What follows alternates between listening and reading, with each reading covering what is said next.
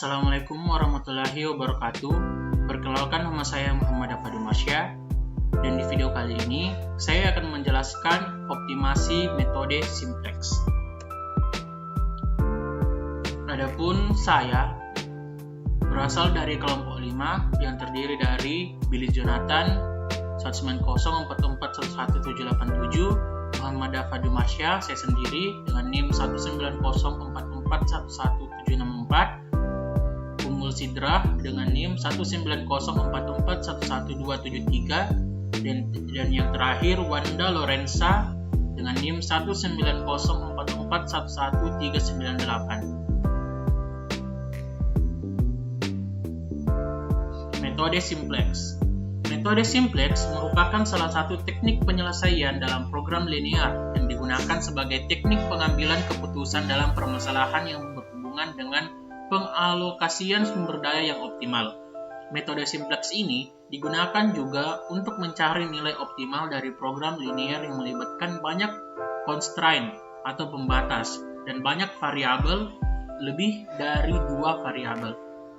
Penemuan metode ini merupakan lompatan besar dalam riset operasi dan digunakan sebagai prosedur penyelesaian dari setiap program komputer.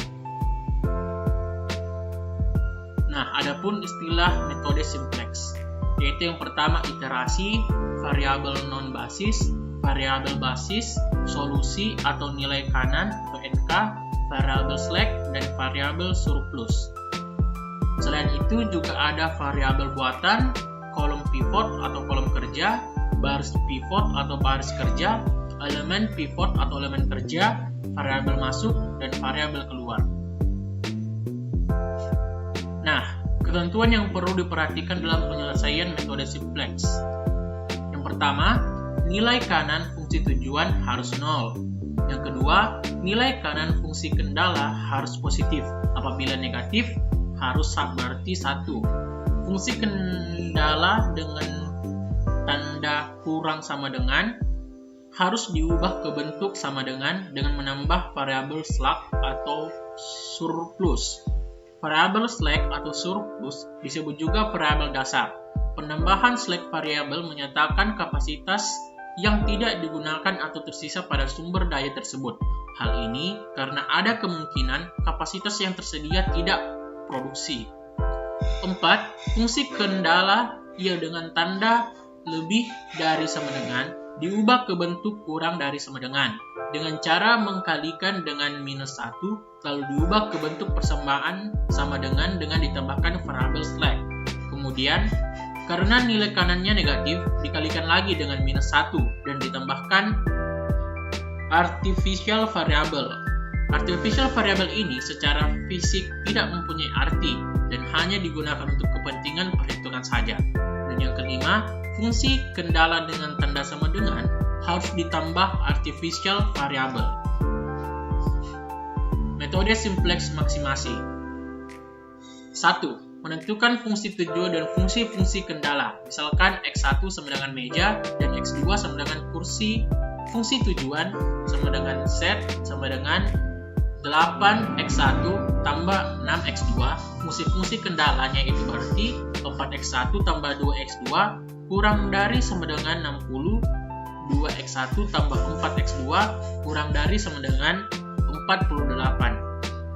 Yang keempat, mengubah fungsi tujuan dan 2. Mengubah fungsi tujuan dan fungsi-fungsi kendala ke bentuk standar simplex, yaitu Z kurang 8X1 kurang 6X2 sama dengan 0. 4X1 tambah 2X2 tambah X3 sama dengan 60, 2X1 tambah 4X2 tambah X4 sama dengan 48. Dengan X3 dan X4-nya adalah variabel slack. 3. Membuat tabel simplex awal, menentukan kolom kunci dan baris kunci sebagai dasar iterasi. Kolom kunci ditentukan oleh nilai Z yang paling kecil atau negatif. Baris kunci ditentukan berdasarkan nilai indeks terkecil. Cara menentukan indeks sama dengan nilai kanan kolom kunci. Menentukan nilai elemen sel, yaitu nilai perpotongan antara kolom kunci dengan baris kunci. 4. Keempat, melakukan iterasi dengan menentukan baris kunci baru dan baris-baris lainnya termasuk set. Itulah tadi penjelasan bagaimana tentang metode simplex. Kurang lebihnya mohon dimaafkan. Assalamualaikum warahmatullahi wabarakatuh.